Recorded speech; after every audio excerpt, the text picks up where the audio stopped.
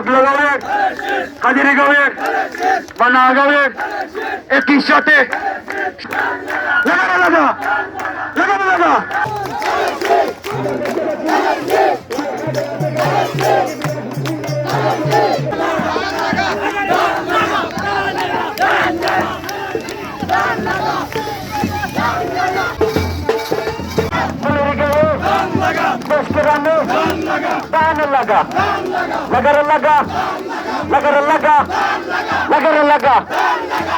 লাগা কালীগুলো লাগা মুক্তা লাগা দেখতে লাগা লাগা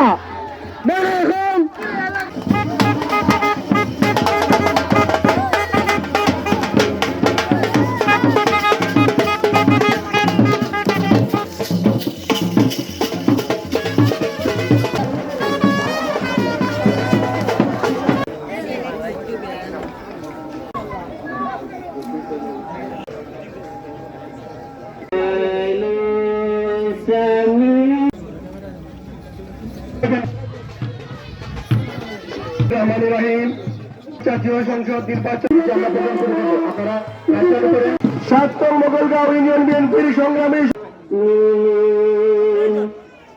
মাওলানা আজিজ আহমদ নেতৃত্ব কিলা নির্বাচিত হইতা এগুলো পয়লা 10-20 বছরে ঠিকঠাক হইয়া ফাঁকা হয়ে যাওয়ার কথা, যে প্রসেস ওটা প্রক্রিয়া। এরপরে তো আর যাই হোক বিভিন্ন চড়াই উতরাই ফারিয়া আজ সব দল একমত হয়েছে। আর একমত হয়েছেন কোন এক ব্যক্তি 2 বারের বেশি আর প্রধানমন্ত্রী হইতে পারতেন। এত জোয়ান নাই, মধ্যবয়স পায়, আর কোনোদিন বুট রাইট হইতো নাই, বুট দিনের বেলা হইব। আর কোন প্রধানমন্ত্রীর মাথার এই কথা আর ঢুকতো নাই যে আমি কিয়ামত পর্যন্ত ক্ষমতার থাকি যেতাম, ঠিক না নি? তাইলে আমরা আগামী দিন ইনশাল্লাহ একটা রাজনৈতিক স্থিতিশীলতা পাইব।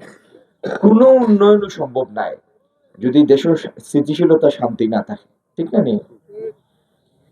যদি আপনার বাড়িতে একজন অসুস্থ থাকো, উসমানী হসপিটাল লইয়া যাওয়া দরকার, আর দেখুন যে রাস্তার মাঝে জাটা চুলতি লইয়া মাই ধরতে বারোই বানি ঘর থাকি বারোইটা নাই, তো যে কোনো খামর আগে শান্তি দরকার, স্থিতিশীলতা দরকার।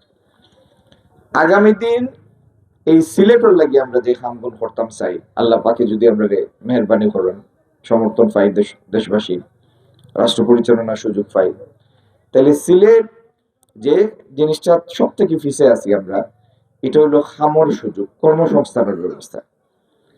আমরা সিলেটের অর্থনীতিটা এখনো কিছুটা মানে একটা অংশ তো কৃষি নির্ভর, আর বাকি শহরাঞ্চলের অর্থনীতি হইলো দোকান নির্ভর। দোকানে তো শত শত হাজার হাজার মানুষের খাম দিতে পারে না, একটা দোকানে 2 জন 4 জন 5 জন 7 জন 8 জন।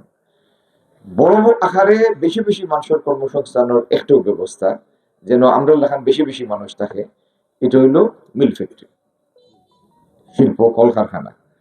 আগামী দিন আমরা সরকারি সহায়তায় এই সিলেট মিল ফ্যাক্টরি স্থাপনের ব্যবস্থা করবো, যাতে আমরা শিক্ষিত কম শিক্ষিত নারী পুরুষ সব শ্রেণীর মানুষের লাগি কর্মসংস্থানের ব্যবস্থা হয়।